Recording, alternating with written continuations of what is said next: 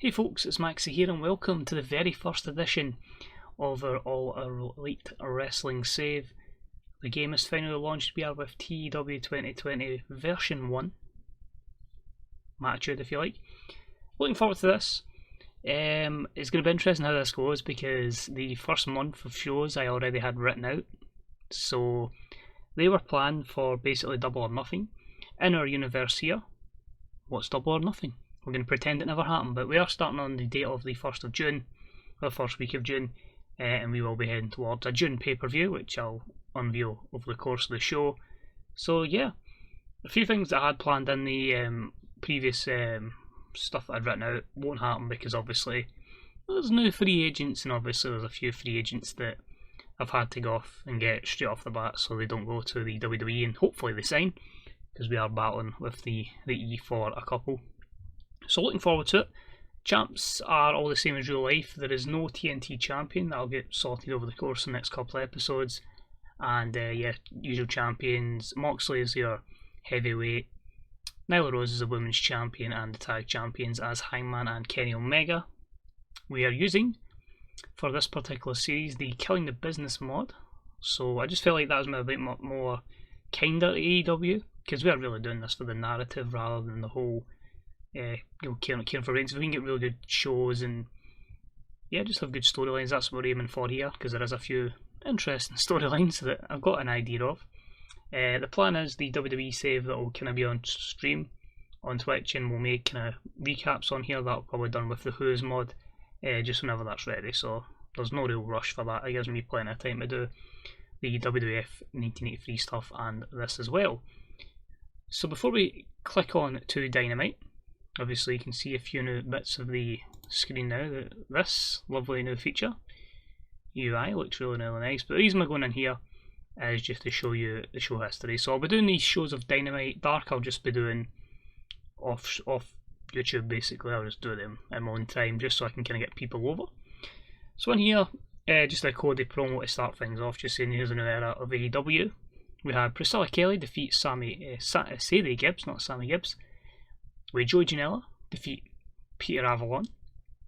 We then had some hype and a few words from Superbad Kip Sabian and Penelope Ford. We then had Kip Sabian in action against Brandon Cutler, where Brandon, as Peter Avalon would say, lost to Kip Sabian.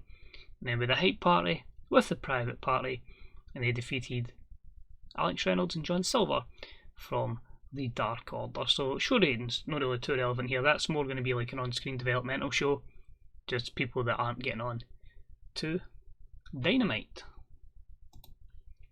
So just a few other things to go over. Size is 60, so we can't really afford to be losing pop anywhere, or we will, or at least in those regions, or we will drop.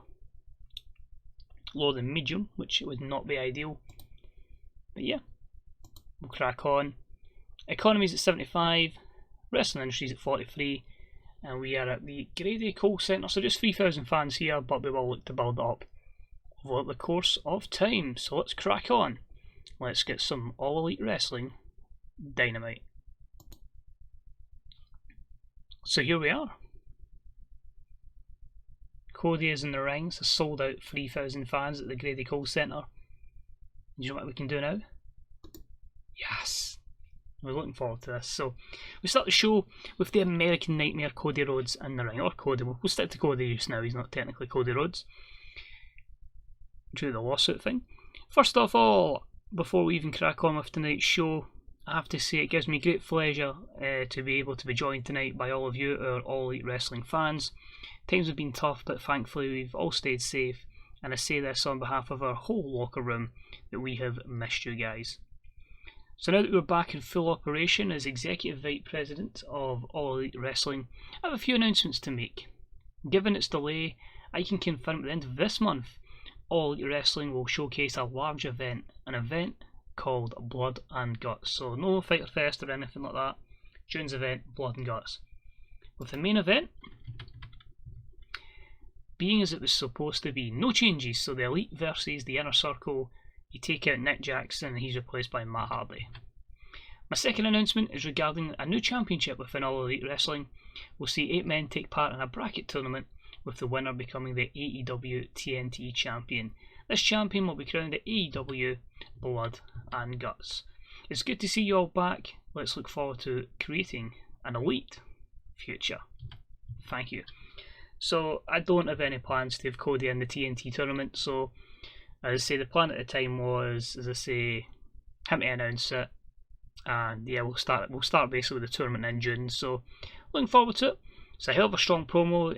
As I say, ratings wise, 90's a bit strong for a Cody promo, but hey, we're just here to have fun, so yeah, some people like the mod, some people won't. That's all down to people's different perspectives, but a 90 rating regardless.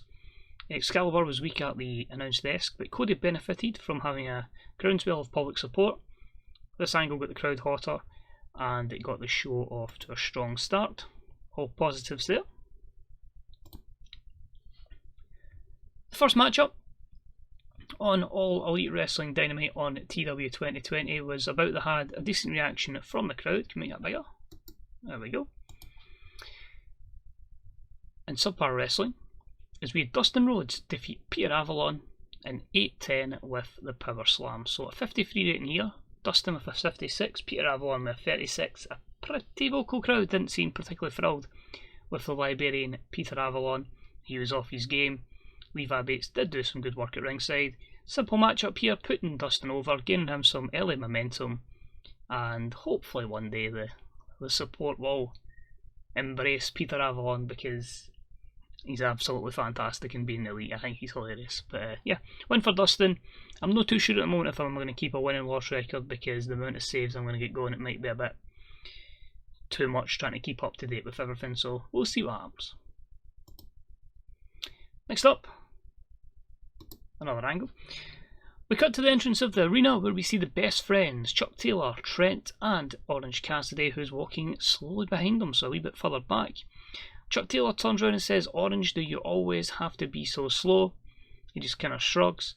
The best friends walk a good bit ahead of him, and out of nowhere, a car speeds up, narrowly missing Orange Cassidy, who, if he walked at a normal pace, would have been hit by the car. So as his half-arsed laziness saved him there. The car speeds off with the driver on scene. Trent just says, "What the hell was that, dude? Are you okay?" They look around for answers. Luckily everyone is unarmed, as it was a near miss for Orange Cassidy. So there we go. What is happening with the best friends? Their storyline has started. A 53 rating there. And yeah, the fans are really getting behind Orange Cassidy, and it got the crowd hotter as well. Really should have done that the other way around so it looks better, but it is what it is. Next up, we get the font up higher. Terrible matchup. Saw Hikaru Shida defeat B Priestley in 809 with a Tamashii no free count. 37 rating, so obviously it's going to take a bit of time to get the women's division over in AEW. There's some good wrestlers in it, but as I say, not quite over at this moment in time, so that is a challenge in its own right. Hikaru with a 39 rating, a 27 for B Priestley. Crowd not thrilled with her, but that'll take time. But a good win for Hikaru Shida. A few negatives there, inconsistency mostly. We then have some hype packages just to get some workers some exposure on TV and try and get them a bit over. So one for the Alien, Boop, Chris Statlander, and that is a 23 rated segment. We then move on and have a poor matchup that saw the chairman of AEW, Shawn Spears, defeat QT Marshall in 7:36 with a running Death Valley driver, a 52. Decent performance from QT, a 42, and a 50 for Shawn Spears, who gains some momentum as he looks to have a perfect run in AEW. Then another hype package for the women's champion, the Beast, Nyla Rose. That's a 29, the native Beast Nyla Rose, so that's good there. It's going to just take time to get the women over in this division. Then we move on to a decent matchup, and it saw the team of Santana and Ortiz proud and powerful, and they defeat Luchasaurus and Jungle Boy, the Jurassic Express, in 9:54 when Santana pinned Jungle Boy following interference from Jake Hager. So then a circle with a good victory here. I'm really high on Ortiz and Santana. I think they're absolutely quality, so expect a big push there, but as I say, we need to obviously build our power talents as well. So it was one of our matches where I just go to the road agent. I had to make mayhem. because obviously with this product you need one Mayhem, one Steal the Show, and one Storytelling. So this was the Mayhem match. So just a 48 reign, which is a shame. But yeah, overall pretty happy with that. Overbooked as well, but it got the crowd buzzing. We then had a matchup that had not a lot of heat, but it had terrible wrestling, and it was the Exalted One Brodie Lee who defeated Sonny Kiss in 7:43 with a running big boot. Simple 52 rating here, obviously gaining momentum and a win for Brodie Lee, leader of the Dark Order. 62 for him and a 20 for Sonny Kiss, who fulfills the role of, I don't want to say jobber here, but enhancement talent's probably a nicer way of putting it. Storytelling match, both holding back, and Sonny again with the likes of inexperienced and inconsistency. But again, working with somebody like Brodie Lee is going to help, especially like psychology. Next up, that promo thankfully takes up the full thing, but fans of AEW, we finally meet. I stand before you as the Exalted One, Brodie Lee. I seek no mediocrity within the Dark Order, and I seek a better future for myself and my followers. Together, united as one, we will take what is well and truly ours, and better each individual member on their journey. Beware of the Dark Order, we have only just begun. Run. And this was before he'd really done any of the kind of Vince McMahon promos, hence he was kind of speaking like a Bray Wyatt clone here. But yeah, looking forward to booking the Dark Order, especially what we know about the Brodie Lee character, or Mr. Brodie Lee. And yeah, a 64 promo for Brodie Lee. Next up, our co-main event. A good matchup that saw the Lucha brothers, Rey Fenix and Pentagon Jr.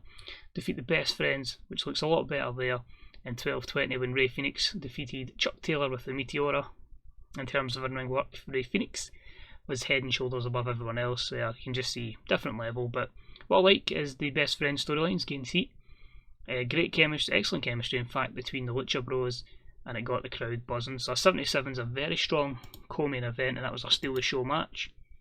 If I just use my there, let's have a look. Yeah, very few negatives, inconsistency and low heat. So the mod might be helping it a little bit, but it might be one of the mods where if you want to manage NXT or AEW, that this will be more beneficial for you to use. Next up, we are joined by the AEW World Champion Jon Moxley. He is going to say some words for us. So it seems to me that AEW, Blood and Guts, all of the elite in the inner circle are going to be preoccupied. I mean, that's cool, I dig it. They want to completely destroy each other. Hell, I respect that. However, where does that leave me? Where does that leave Jon Moxley? I'll tell you where it leaves Jon Moxley. Sitting here at the top of the food chain waiting for his next meal. So everyone in the back, if you think you're good enough to be my main meal, then bring it on.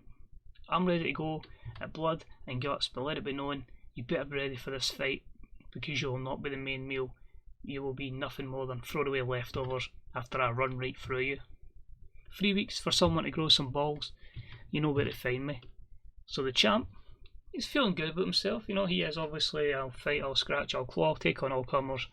And he is looking for that #1 contender to face him at Blood and Guts. So a 93 segment there. And again, benefiting from the groundswell of public support. And that leads us to our main event, which was a bout that had great heat and decent wrestling. And we had the team of Hangman Page and Cody defeat Chris Jericho and Sammy Guevara from the Inner Circle in 17:42 when Cody defeated Chris Jericho with the beautiful Disaster.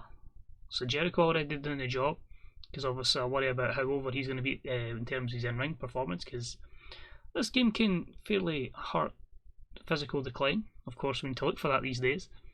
But it kind of gives Jericho a bit of a kind of, oh god, what am I doing? And yeah, a 71 rating here. Worryingly, the Sex Gods don't work as a tag team, so it'll need to be Jericho and somebody else. They really want to use Hager like that, we'll need to see, but that's a bit of an annoyance, but it is what it is. So poor results for Guevara and Jericho, okay for Cody and Hangman, we'll need to build them up. And Cody benefiting again for that groundswell of public support. Interestingly, Cody and Hangman roughly the same in-ring performance as Santana and Ortiz. So yeah, looking forward to that. But I didn't want to do the thing with just flooding the show full Inner Circle and Elite stuff. It's like giving other characters an introduction here, because there's plenty of time for the stuff that's coming with the Elite and with the inner circle. So we finished the show. It was a 71 rating there, 74, which increases our popularity in 17 regions, so just over, which is good.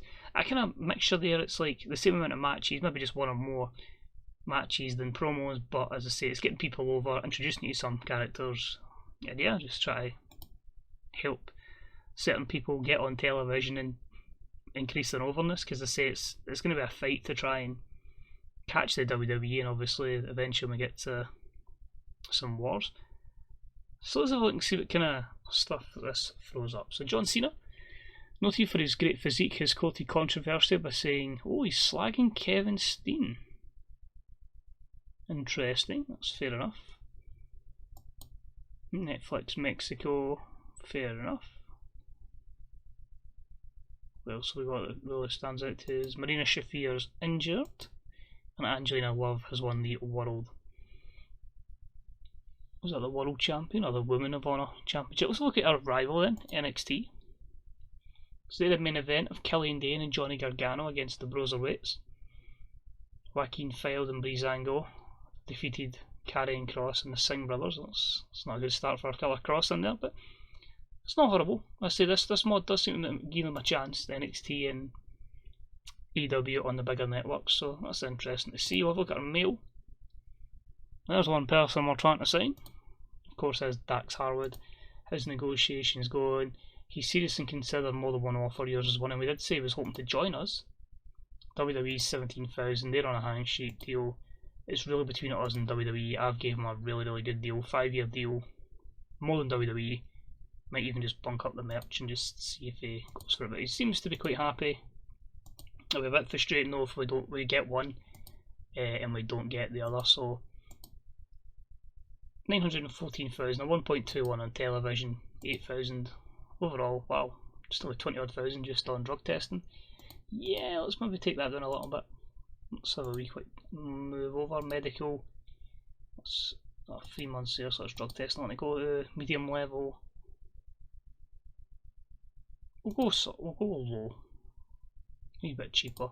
Because I say we've lost a wee bit of money there, so we'd have to make that back through television and TV.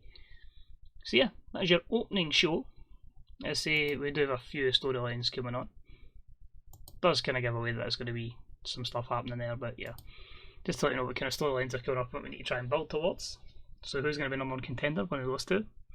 So yeah, that's all I was just saying. Next couple of episodes are all written out, so hopefully they may come quite quickly.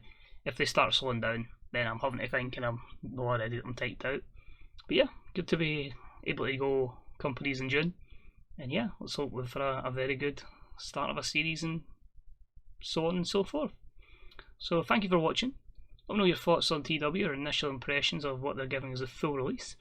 Are you waiting for other real world mods? Are you going to dive into the various mods that are out? Let me know. Check out the usual places, TWDB.com, Grey Dog Software forums, and of course the Fantasy Booker subreddit. And yeah, thanks for watching, and most importantly, stay safe. See you later. Bye bye.